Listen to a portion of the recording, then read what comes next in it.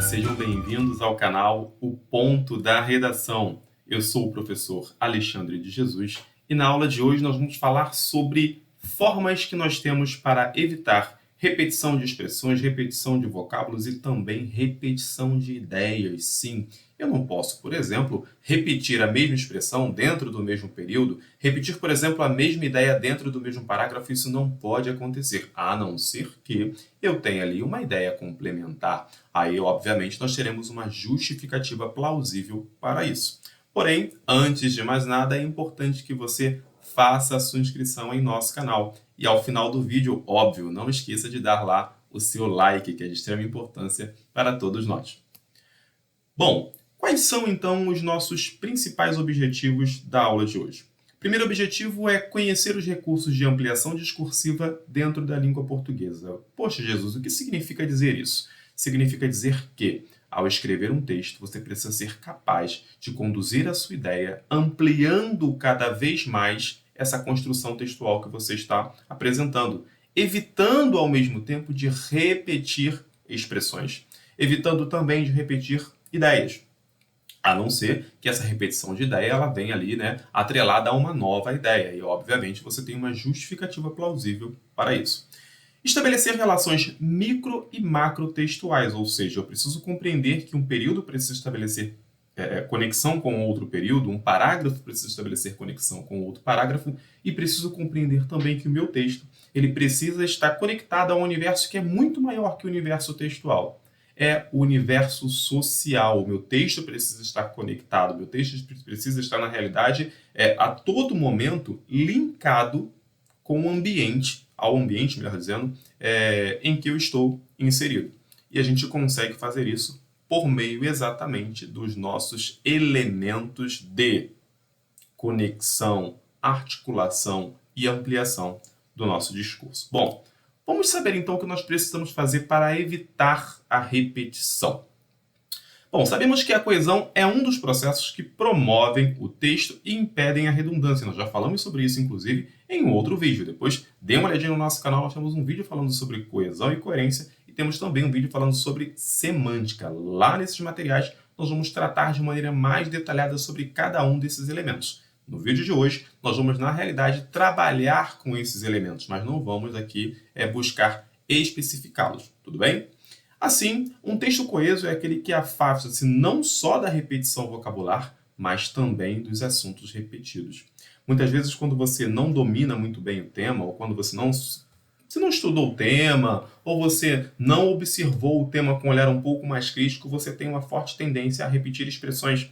E essas expressões e ideias, muitas vezes, elas são baseadas no senso comum. E isso é extremamente ruim. Primeiro porque você demonstra à sua banca a sua ausência de capacidade em relacionar o tema com o contexto social em que você vive, e ao mesmo tempo você demonstra à banca que você não domina a sua língua materna, ou seja, você não domina a língua portuguesa. E isso não pode acontecer dentro de uma produção textual. Entretanto, a gente precisa saber que não é na hora do concurso que a gente precisa demonstrar esse conhecimento. A gente precisa, na realidade, de um preparo. Então, eu preciso praticar constantemente. Eu pratico por meio de leituras, eu pratico por meio de produções textuais. E quando eu falo produção textual, não estou falando em montar necessariamente um texto com 20 a 30 linhas.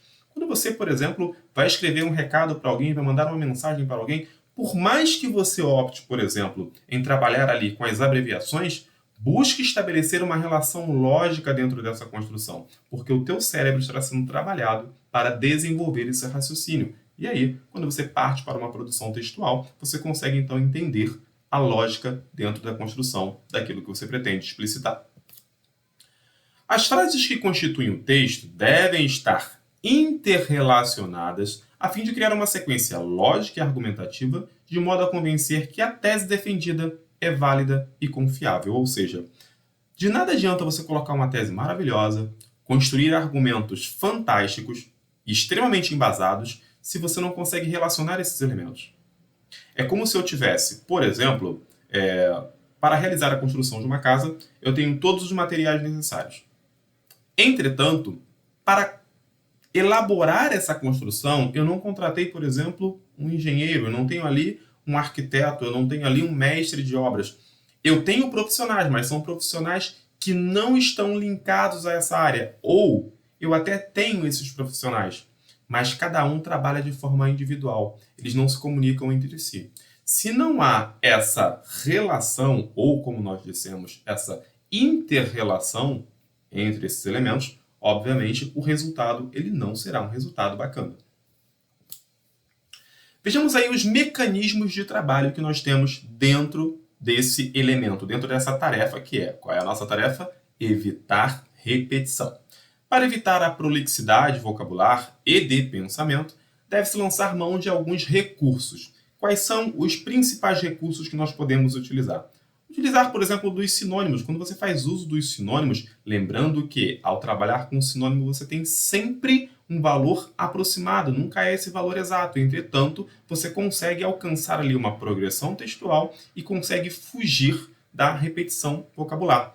E quando eu falo de sinônimos, eu posso trabalhar também na mesma linha de raciocínio com os hiperônimos e os hipônimos. Por exemplo, se eu falo em meio de transporte e eu pego ônibus, ou eu pego trem, ou eu pego carro, carro, ônibus, né, e trem, avião, são exemplos que nós temos de meio de transporte. Então, se eu estou falando especificamente do avião, mais à frente eu posso falar do meio de transporte, porque eu consigo estabelecer essa relação de sentido sem repetir o vocábulo.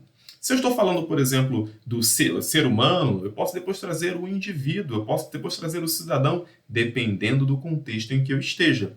Dessa forma eu consigo avançar com o meu texto, eu consigo mostrar para a minha banca que eu tenho um bom domínio discursivo e ao mesmo tempo que eu consigo relacionar esse domínio discursivo ao contexto da minha produção textual. Se o meu tema ele trata de uma questão de saúde e eu quero trazer a ideia de ser humano, eu não posso depois associar a ideia de ser humano a aluno, porque o meu contexto é a saúde, então eu preciso associar a ideia de paciente. Posso até associar a ideia de cidadão, dependendo de qual seja o contexto que eu estou desenvolvendo dentro daquele meu raciocínio.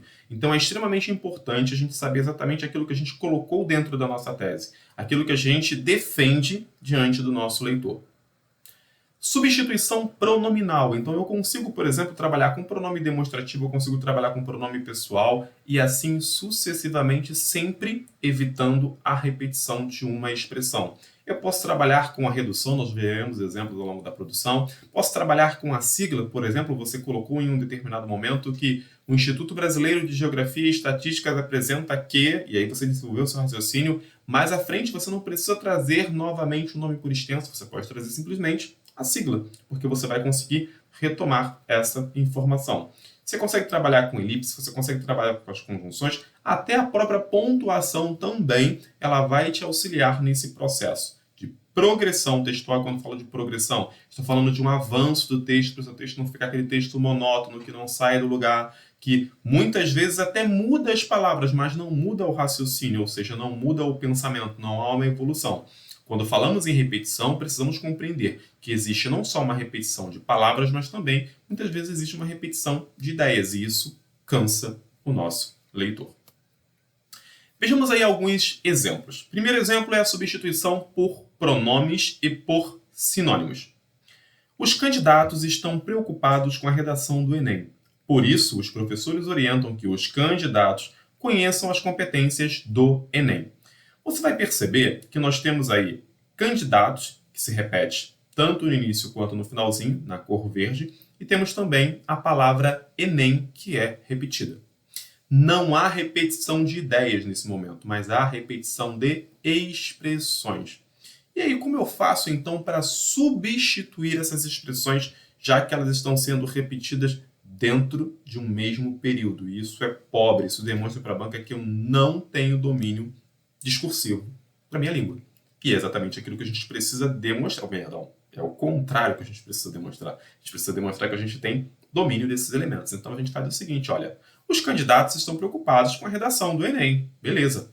Por isso, os professores orientam-lhes. Perceba que esse lhes faz referência a candidatos. E lhes é um pronome. Logo, eu sei que os professores orientam alguém. Orientam a quem? Orientam a eles. E quem são eles? São os candidatos. Então, nesse momento, o pronome ele conseguiu me dar uma ideia de progressão textual, meu texto está avançando, eu consigo retomar uma informação que foi dita, que são os candidatos, mas o fato de retomar a informação não, em momento algum, me faz ficar estático no texto. Eu avanço com o meu texto. Então, por isso, os professores orientam-lhes que conheçam as competências do exame. E que exame é esse? É o Exame Nacional do Ensino Médio, portanto, o Enem. Neste caso, você, primeiramente, ao substituir candidato por lhes, você faz uma substituição por pronomes, e ao substituir Enem por exame, você faz uma substituição por sinônimo. Beleza? Vejamos agora o próximo exemplo. Substituição por zeugma, tá? Alguns chamariam de substituição também por elipse. E aí é um conceito lá da língua portuguesa que nós precisaremos voltar e perceber que alguns gramáticos, tem ali uma diferença entre os gramáticos tradicionais, né, e os gramáticos mais contemporâneos, quando tratam da questão de zeugma e elipse, tendo em vista que ambos são parecidos. Não são iguais, mas se aproximam. Em janeiro, um vírus desconhecido pela ciência causou doença pulmonar grave em centenas de pessoas na China. Todavia, após diversos esforços, os últimos 12 pacientes tiveram alta do hospital. Aí você percebe que o hospital está na cor verde. Eu poderia dizer o seguinte: em janeiro, um vírus desconhecido pela ciência causou doença pulmonar grave em centenas de pessoas na China. Ponto. Esse é o meu primeiro período.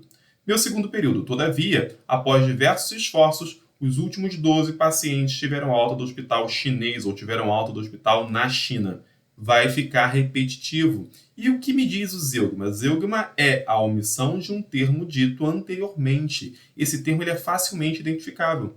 Dentro do contexto, o hospital só pode estar na China. Então, neste momento, eu omiti, tá, a palavra China, e omitir não porque eu acho que não fica legal colocar, não, eu omiti porque eu conto com um recurso na língua portuguesa que me possibilita estabelecer a coesão por meio da omissão de um termo. Esse termo, dentro do contexto, ele é facilmente identificável porque eu sei que ele remete ali à China, beleza? Então, aqui nós estamos trabalhando com uma coesão textual por meio aí de zeugma, e assim eu evito a repetição vocabular.